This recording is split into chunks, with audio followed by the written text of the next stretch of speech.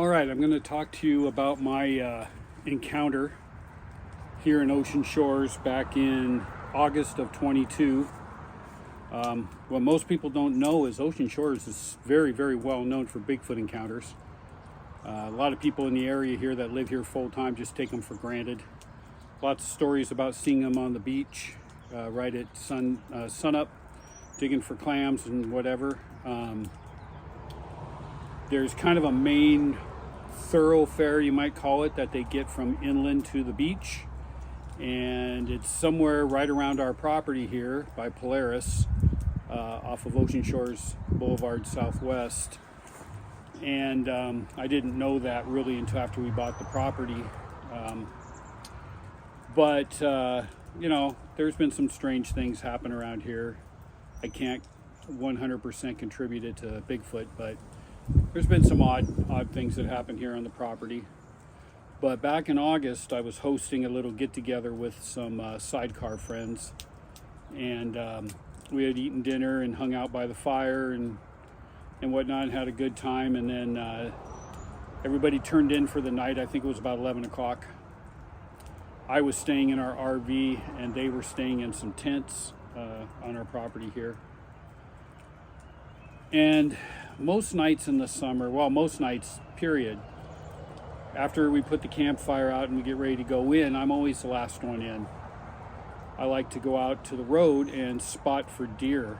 Ocean Shores is very, very well known for having a huge deer population, probably in the thousands, I would guess, if not in the hundreds to 1,000. There's no hunting here, so they're very tame, and they just walk around on the road. They just walk through our property. We had 2 of them here this morning, right before I got here. We have bears. We've had bear walk through here last week. Coyotes. I think we have some big cats. I heard one outside of our trailer a couple weeks ago. And I'm pretty sure it was a cougar. I didn't get a sighting, but I heard it. The loudest purr I've ever heard in my life right outside the window. So we're known for a lot of wildlife here. And so I go out to the road at night. I have a headlamp on, and I go out there and I just look in the road because it's a divided roadway between north and south with about I'm guessing probably a 25 or 30 foot grassy median strip that dips down in the middle. And the deer love it there. So on any given night, you'll see tons of deer just up and down the road eating in that median strip. This particular night, the moon was out. I don't remember if it was a full moon or not. But I went out and I looked, and to my surprise, not a deer in sight for half a mile up and down the road in either direction. Now, I thought that was odd, but, deer are where you find them. Sometimes they're right there, and sometimes, they're not. I don't know the rhyme or reason, but I thought it was a little bit odd. So I turned around and looked back in my driveway at my property. And then I looked back out on the road one more time. And I looked northbound, which is that way. And we're talking, this is just right behind me. These trees behind me, the road is 30 feet behind me. And I have 2 driveways, one's over there and one's over there. I was in the south driveway looking out, looking north. And something caught my eye about a couple hundred feet up the road. Walking away from me in the northbound lanes of the road on the shoulder was, I thought was a person. Now, 11 o'clock at night, it's a tourist community. So they rent mopeds and scooters, and there's people in the summer especially pretty much out all the time. 11 o'clock's a little late, but it could just be somebody taking advantage of the weather. It was pretty nice. And it was walking away from me, and it was very large. I didn't put it in my mind as a Bigfoot at that point, but it was very, very large. And we're talking, I went out and measured after the encounter, about 200 feet away. And I thought, well, it's just somebody walking down the road, maybe walking their dog or something. Didn't think much of it. I looked to the south, one more time to see if any deer had come out. And when I turned around and looked north again at the subject, it had turned and now was walking across the road. And just so happens there's only a few streetlights on this road in a 6-mile span, and Polaris has a streetlight.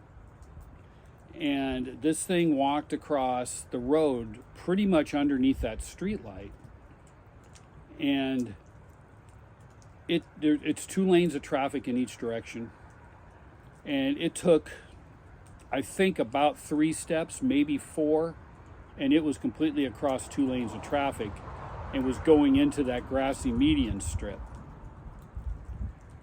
At this point, I still didn't put it in my brain as being a Sasquatch. I've done a little bit of research, and the human brain needs to have an answer for everything we see, it seems like. And I just told myself it was somebody walking their dog, and the dog ran in the ditch. In hindsight, that was just ridiculous, because at 200 feet away, this thing still looked 8 or 10 feet tall. But I didn't put it in my brain as that right away. It went into the ditch, and I kind of looked around on the ground, looked around kind of took my eyes off it for a split second and looked back up there. And when it came out of the ditch,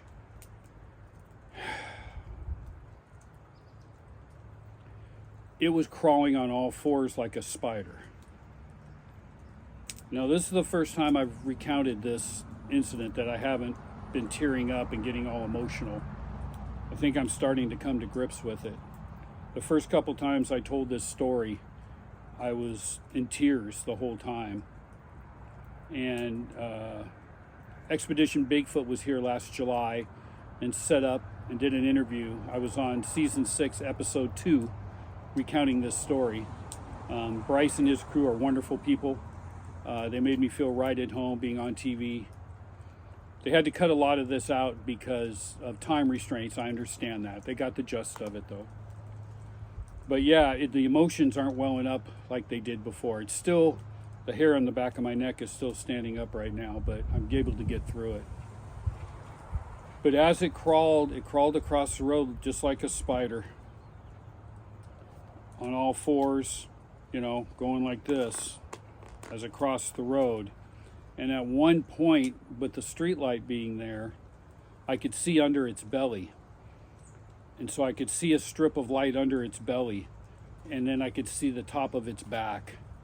And from 200 feet away, it was massive. I'm going to guess about 2.5 to 3 feet thick at the chest, from chest to the back of the shoulders. And it was very purposeful. It didn't scather across really fast. It went with purpose. And when it got on the other side of the road, its rear end came up in the air. Its head and its hands stayed way low, and its rear end came way up in the air, and it went into the bushes. Now, there is a side road 20 feet away that it could have walked right down that side road, and on the end of Polaris, there's a trail that goes right to the beach. But it did not do that. It went through a game trail into somebody's backyard, as I found out later. Not sure why, but it didn't ever look at me, so I don't think it knew I was there. I was kind of hiding, just kind of peering around the trees out here on my driveway.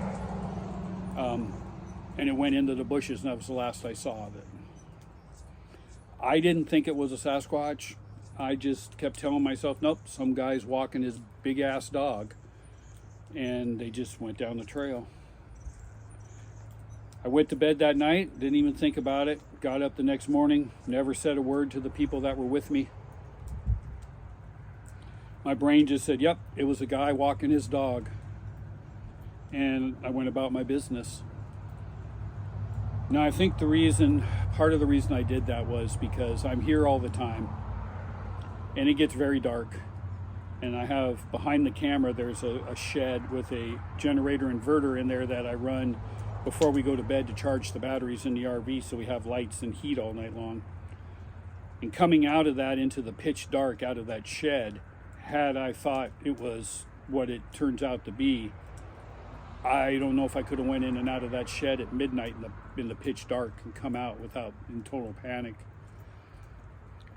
But I put it away for 2 years. Well, no, I put it away actually until November of that year. So August, September, October, November, when I went to the Sasquatch Summit, which they have every year at the Quinault Casino here.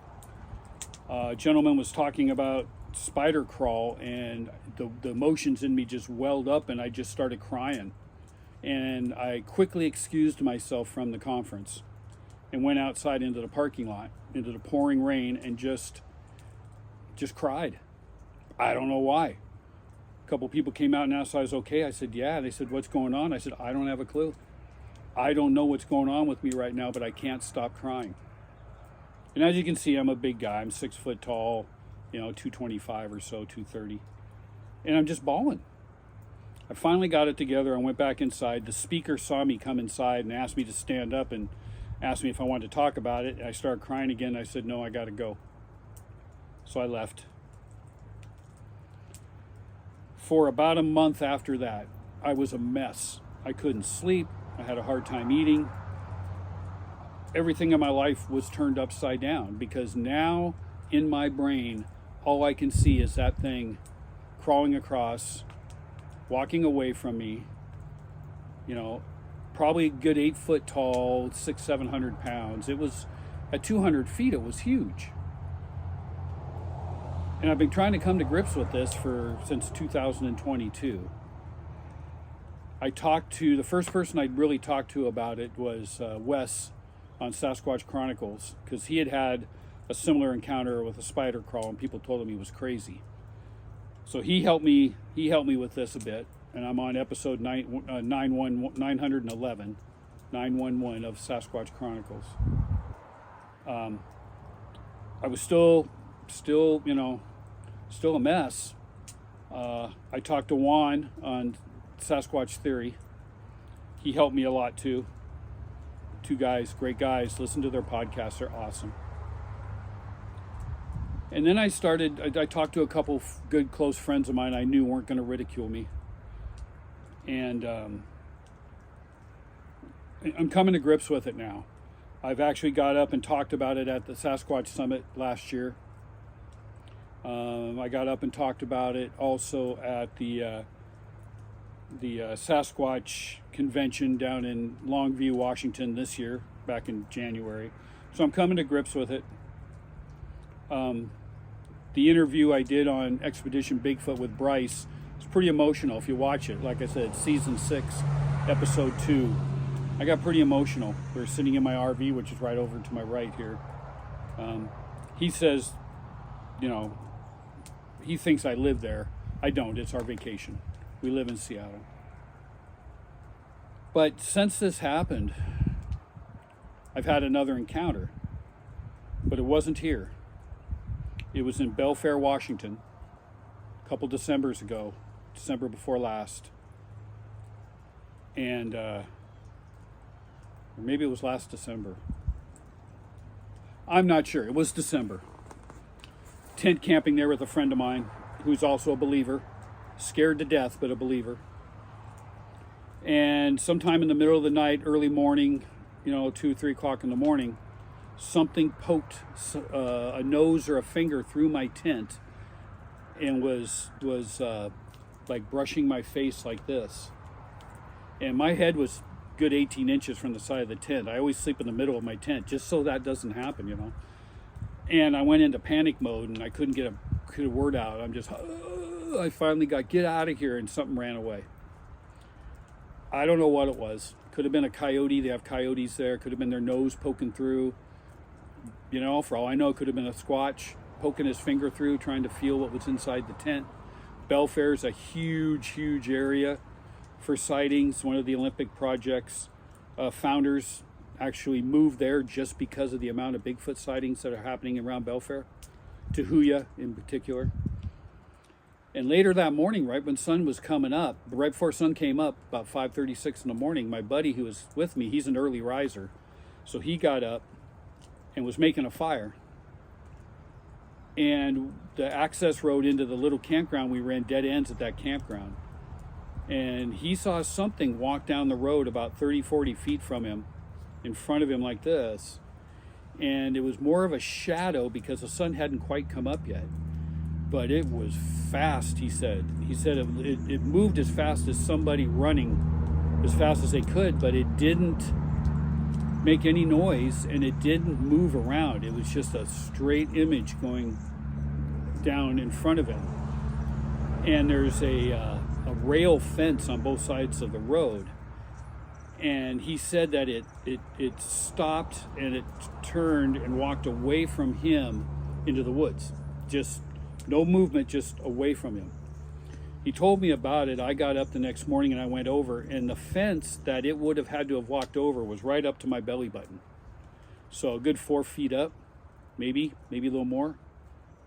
And he said it didn't even move. It just went straight, like it went through the fence, but obviously it must have went over it. But we don't know what it is or was. Belfair is pretty close to, it's only about 20 miles out of Bremerton, which is a huge Navy base. People go there and party all the time. But the way he said it just glided down the road is a typical experience that people have when they see one of these things moving. They say it just seems like it's floating. So that's kind of odd. But the one here in Ocean Shores, it messed me up for 2 years. And now I'm here by myself this weekend, overnight again, and I still have a little trepidation when I come out of that shed in the dark at night, but I'm okay with it. Even though I know that thing could be 20 feet away from me in the woods crawling, and you would never see it. You would never hear it. It could go right by you, you know, but the fact that it's going by and not coming in. We have a stealth game cam cellular here that sends me pictures, real-time pictures, to my phone, and there's never been anything like that, just the bears and the deer. And people, occasionally people will come in here. But yeah, nothing has been caught as far as the Sasquatch goes. But if you ever come to Ocean Shores, you know, especially go to the Interpretive Center on the North Jetty, they used to have a huge display in there of Sasquatch. And we're talking just a little, you know, interpretive center for a little town. And it was, at one point, a quarter of it was devoted to Sasquatch, which is kind of telling. So anyway, I just wanted to get this out there because some of the stuff that didn't get put into Expedition Bigfoot. So yeah, I'm dealing with it. It's getting better. And the other side effect of this encounter was I'm not that interested in Bigfoot anymore. It's kind of one of those been there, done that things. And, you know, people say, I wish I'd have seen one. I wish I see one. I hope I see one. I got just a few words for you. Be careful what you wish for. Because no matter what kind of encounter you have, good or bad, it's going to change your life. And talk to other people that have seen them. And it will change your life, either for the better or for the worse. Mine was for the worse, but now I'm coming around. I do check out Bigfoot stuff online every once in a while. I do sometimes go to the summits and the conventions, but that's just more to meet other people. But yeah, you know, if I had do it all over again, I wish I wouldn't have seen it. I wish it wouldn't have happened. It was the Sasquatch area of the, you know, learning about Sasquatch and being interested in it was a lot more fun before I saw one. Now I know they're there. Now I know what they are. Now I know how big they are. Now I know what they can do, and it's pretty terrifying. I'm glad it wasn't a face-to-face aggressive encounter, but even what it was still messed me up for a long time. And so that's it. If you have any questions, leave comments down the bottom. I'd be more than happy to talk to people about it. If you've ever had an encounter around Ocean Shores, let me know, because I know there's lots of people that have. I hope they come forward and come out with their encounters, because this is quite the area. And I've always said for the last 20 years that when one's found, it's going to be found on the Olympic Peninsula in the Olympic National Forest, and we're only, as a crow flies, about 30-40 miles from there. So this is the area. This is where it's at. And All right, well, that's all. Talk to you guys later. Bye.